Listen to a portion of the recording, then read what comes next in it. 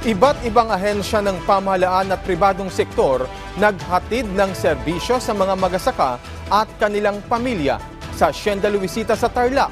Si Trixie Manalili ng PIA Center Luzon sa Balitang Pambansa.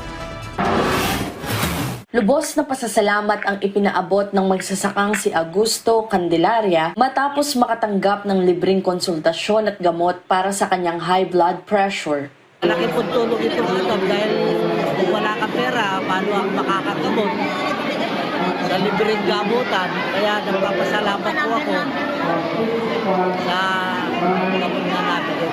Maraming salamat.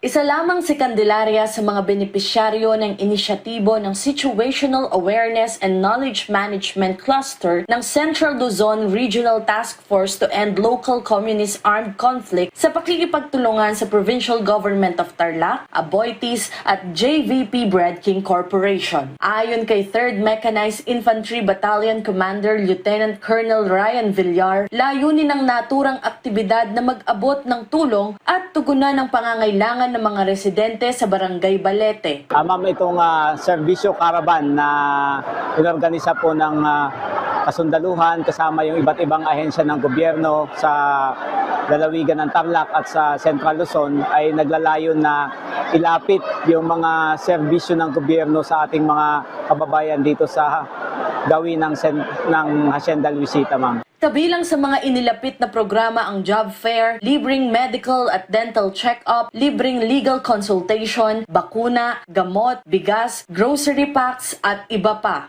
Mula sa Philippine Information Agency, Gitnang Luzon, Trixie Manalili para sa Balitang Pambansa.